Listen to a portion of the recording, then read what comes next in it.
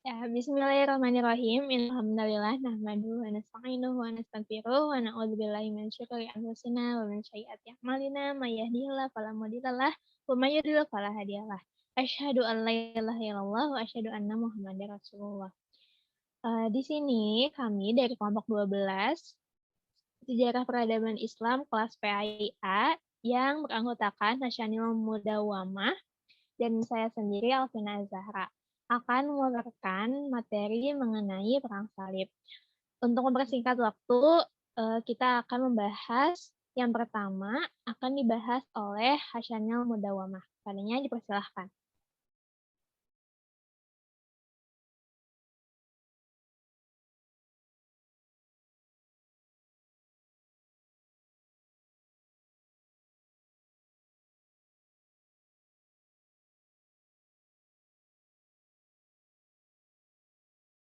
Pengertian Perang Salib. Perang Salib adalah gerakan umat Kristen di Eropa yang memerangi umat Muslim di Palestina secara berulang-ulang mulai abad ke-11 sampai abad ke-13 dengan tujuan untuk merebut tanah suci dari kekuasaan kaum Muslim untuk mendirikan gereja dan kerajaan Latin di timur. Dinamakan Perang Salib karena setiap orang Eropa yang ikut bertempur dalam peperangan memakai tanda salib pada bahu. Rencana panji-panji mereka. Perang ini terjadi karena sejumlah kota dan tempat suci Kristen diduduki Islam sejak 632, seperti di Suriah, Asia Kecil, Spanyol, dan Sisilia.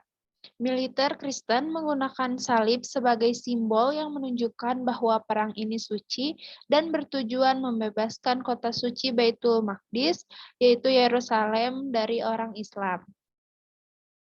Perang Salib berlangsung 200 tahun lamanya dari mulai 1095 sampai 1233 dengan 8 kali penyerbuan. Perang tersebut bertujuan untuk merebut kota suci Palestina, tempat tapak Tuhan berbijak dari tangan kaum Muslim.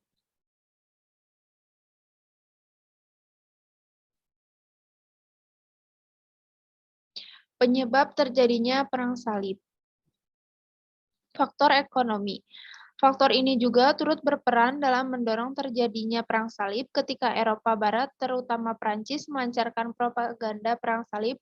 Negaranya sedang menghadapi krisis ekonomi yang amat parah. Karena itu, sebagian besar golongan rakyat yang miskin dan nomaden menyambut baik seruan ini bukan karena panggilan agama, tetapi karena kebutuhan pribadi.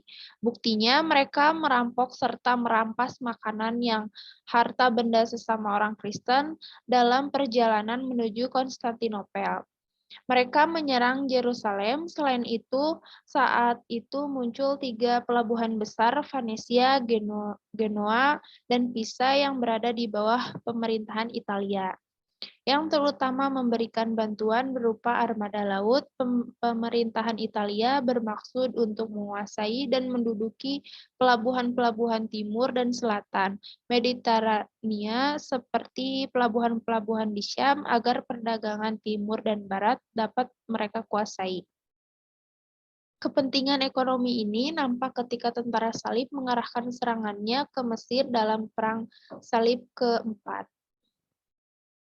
Faktor agama. Faktor ini cukup dominan dalam mendoktrin Perang Salib, meskipun personalnya sebenarnya cukup kompleks.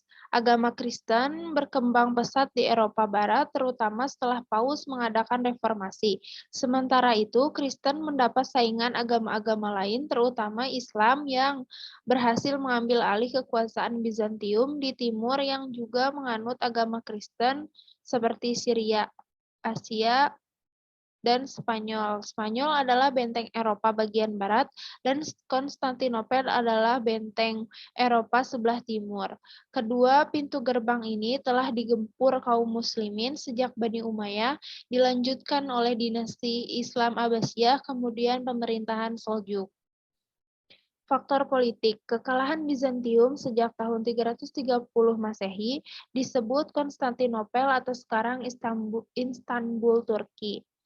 Tahun 1071 Masehi di Manzikert, Malazgirt atau Malazgirt Armenia, dan Asia Kecil jatuh ke bawah kekuasaan Seljuk mendorong Kaisar Alexius I Komnenos. Kaisar Konstantinopel meminta bantuan seperti yang sudah dipaparkan di atas kepada Paus Urbanus II untuk mengembalikan kekuasaannya di daerah-daerah mendudukan dinasti Seljuk. Sementara itu, kondisi kekuasaan Islam sedang melemah sehingga orang-orang Kristen di Eropa berani untuk ikut dalam perang salib. Dinasti Fatimiyah dalam keadaan lumpuh dan kekuasaan Islam di Andalusia semakin goyah dengan dikuasainya Toledo dan Sicilia oleh Kristen Spanyol. Periodisasi Perang Salib. Perang Salib pertama 1904 sampai 1144 Masehi.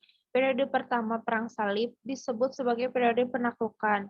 Jalinan kerjasama antara Kaisar Alexius I dan Paus Urbanus II berhasil membangkitkan semangat umat Kristen, terutama akibat pidato Paus Urbanus II pada Konsilu Clermont pada tanggal 26 November 1095 Masehi yang intinya mewajibkan untuk melakukan perang salib bagi umat Kristiani sehingga terbentuk kaum salibin. Gerakan ini merupakan gerakan spontanitas yang diikuti oleh berbagai kalangan masyarakat Kristen. Akhirnya gerakan pasukan salib dapat mudah dikalahkan. Namun karena kelemahan Bizantium dan perpecahan di kalangan Muslim sendiri, ke negara-negara boneka ini berkembang sebagai negara-negara Latin yang feodalistis dan tirani di mana seluruh penduduk Yahudi dan Muslim dihabisi. Perang Salib Kedua 1144 sampai 1193 Masehi. Perang Salib II ini dipimpin oleh Lodewijk VII atau Louis VII, Raja Prancis, Bernard de Clairvaux, dan Konrad III dari Jerman. Pada tanggal 4 Juli 1187 Masehi, terjadi pertempuran antara pasukan Salahuddin dengan tentara salib di Hittin dekat Baitul Maqdis. Dalam pertempuran ini, kaum muslimin dapat menghancurkan pasukan salib sehingga pada saat Baitul Maqdis kembali ke tangan umat Islam, suara azan berkumandang kembali dan lonceng gereja berhenti berbunyi, serta salib emas diturunkan dari kubah sakrah. Dalam periode ini disebut sebagai reaksi umat Islam atau membangkitkan kesadaran kaum muslimin untuk menghimpun kekuatan guna menghadapi kaum salibin. Perang Salib Ketiga 1193 sampai 1291 Masehi.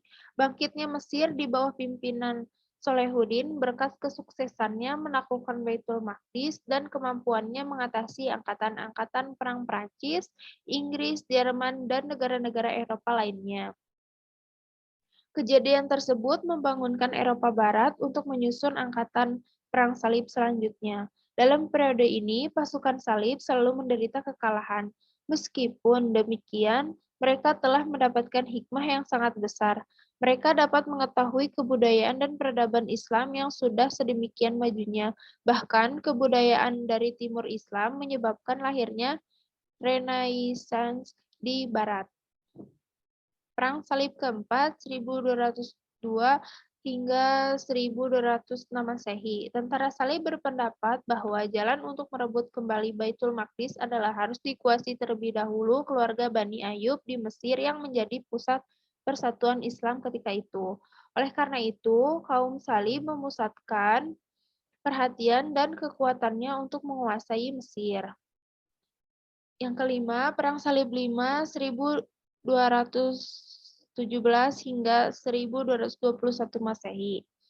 Perang Salib 5 tetap berada di Konstantinopel dan tidak henti-hentinya terjadi konflik dengan pihak Kaisar.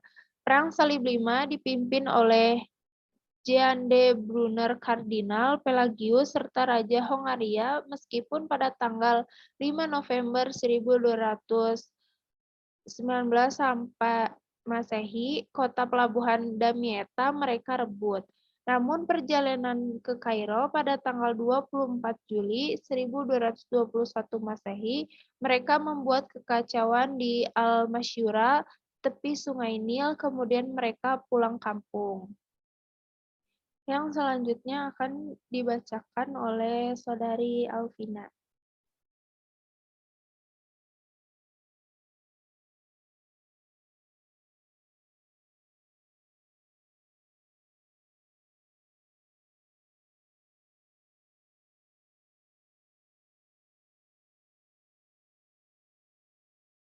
Selanjutnya, Perang Salib 6, yaitu terjadi pada tahun 1228 hingga 1229 Masehi. Perang Salib 6 dipimpin oleh Frederick II dari Hohenstaufen, Kaisar Jerman sekaligus Raja Italia yang kemudian menjadi Raja Muda Yerusalem. Lantaran berhasil menguasai Yerusalem tidak dengan perang, tapi dengan perjanjian damai selama 10 tahun dengan Sultan Al-Malikul Kamil yang menjadi keponakan Salahuddin Al-Ayyubi. Tapi tahun 1224 Masehi, kekuasaan diambil alih oleh Sultan Al-Malik Saleh Najamuddin Ayyub beserta Kalam dan Damsyik. Perang Salib ke-7 yang terjadi pada tahun 1248 hingga 1254 Masehi. Peperangan ini dipimpin oleh Raja Louis IX dari Prancis pada tahun 1248 Masehi. Namun pada tahun 1249 Masehi, tentara Salib berhasil menguasai Damietta atau Damiat. Ketika Louis IX gagal merebut Antioch dan Tunis yang dikuasai Sultan Malik Zahir Baibars pada tahun 1267 Masehi atau 1268 Masehi, ia beserta pembesar-pembesar dan pengiringannya ditawan oleh pasukan Islam pada 6 April 1260 Masehi dalam satu pertempuran di perairan Mesir. Akhirnya mereka dikembalikan ke negerinya setelah memberi uang tebusan. Lalu yang ke-8, Perang Salib ke-8 ini terjadi pada tahun 1270 hingga 1272 Masehi. Pada tahun 1492 Masehi, Raja Ferdinand Ratu Isabella sukses mengusir habis umat Islam dari Granada, Andalusia.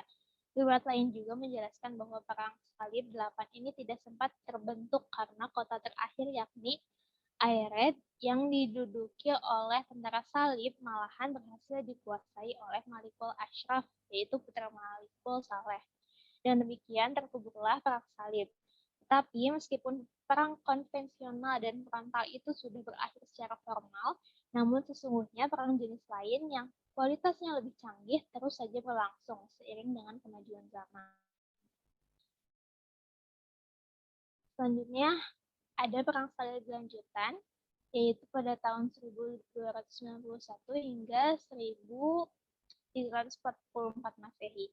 Dalam Perang Salib lanjutan ini, ada beberapa faktor yang melatar belakangi. Salah satunya ialah perjanjian Tordesillas yang menjadi semangat agama-agama Katolik. Perjanjian itu ditetapkan pada 4 Mei 1493 Masehi. Yang mengatakan antara lain bahwa kepercayaan agama Katolik dan agama Kristen teristimewa pada zaman kita ini, harus dimuliakan dan disempurnakan, serta disebarkan di mana-mana dan harus mengambil alih kerajaan Granada dari kealiman para Sara atau Muslimin. Dengan adanya perjanjian tersebut, Perang Salib dikorbankan lagi dan dilancarkan oleh orang-orang Portugis dengan tujuan bukan lagi mencari keuntungan, tetapi melakukan ekspansi politik dan ekspansi keagamaan. Dan musuh pertama yang dihadapi adalah agama Islam, dan merupakan satu aspek usaha menyingkirkan lembaga-lembaga pribumi atau Islam dengan menggantikan sejarah setempat dengan kurikulum Barat. Dampak adanya Perang Salib dan pengaruhnya terhadap dunia Barat. Pada rentan abad ke-18 sampai 3 abad berikutnya, terlihat jelas supremasi Barat menguasai dunia.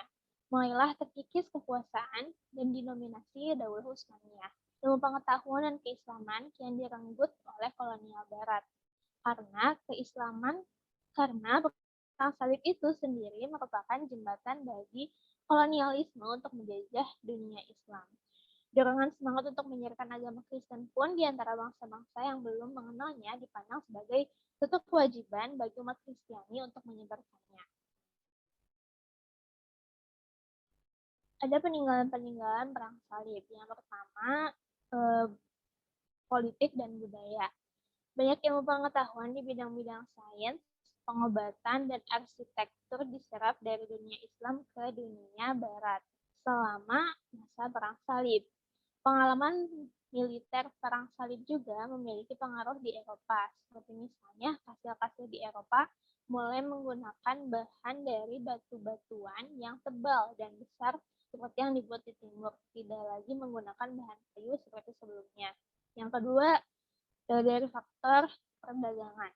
Pertumbuhan perdagangan membawa banyak barang ke Eropa yang sebelumnya tidak mereka kenal atau amat jarang ditemukan dan sangat mahal. Barang-barang ini termasuk ke dalam macam-macam rempah-rempah seperti daging, batu-batu mulia, kemudian teknik pembuatan barang kaca yang maju, bentuk awal dari mesin, jeruk, apel, hiasan hasil-hasil tanaman Asia lainnya, dan masih banyak lagi. Yang terakhir, dari segi politik dan budaya. Atau di sini ada salah satu contohnya pegunungan Kaukasus. Pegunungan Kaukasus adalah pegunungan di Eurasia yang terletak antara Laut Hitam dan Laut Kaspia di wilayah Kaukasus. Pegunungan Kaukasus terbentuk kurang lebih 28,49 hingga 23,8 juta tahun yang lalu. Pada pegunungan ini terdapat gunung tertinggi di Eropa, Gunung Elbrus. Pada zaman Perang Salib, orang-orang Armenia tinggal di sana. Orang Armenia ini merupakan pendukung setia tentara Salib. Ahli etnografi Rusia, yaitu Arnold Zimmermann, yang menghabiskan 25 tahun di pegunungan Kaukasus, percaya bahwa kelompok dari dataran tinggi Georgia ini adalah keturunan dari tentara Salib yang terakhir, berdasarkan dari kebiasaan, bahasa, kesenian, dan bukti-bukti yang lain. Oke, kesimpulan dari pembahasan Perang Salib kali ini, yaitu Perang Salib atau Perang Suci merupakan peperangan antara tentara Islam dengan Kristen. Hal ini terjadi bermula kebencian umat Kristiani terhadap masa pemerintahan dinasti Seljuk yang dapat menguasai kota suci mereka. Terlebih, dinasti menguasai Baitul Maqdis. Dalam peperangan ini, tentara Salib memakai tanda salib yang dipakainya sebagai tanda pemersatu umat Kristiani dan menunjukkan peperangan suci. Perang Salib dibagi dalam 3 periode besar, yaitu periode pertama yang disebut sebagai periode penaklukan, kemudian periode kedua yang disebut dengan periode reaksi umat Islam, yang terakhir adalah periode ketiga disebut dengan periode kehancuran. Keuntungan Perang Salib bagi Eropa adalah menambah lapangan perdagangan, menambah kesenian, dan penemuan penting. Umat Islam berhasil mempertahankan daerahnya dari tentara Salib, namun kerugian besar sangat mereka rasakan. Itu mengakibatkan kekuatan politik umat Islam menjadi lemah. Alhamdulillah, presentasi dari kelompok 12 yang memaparkan tentang Perang Salib sudah selesai. Mohon maaf atas segala kesalahan serta kekurangannya. Terima kasih sudah memperhatikan. Wassalamualaikum warahmatullahi wabarakatuh.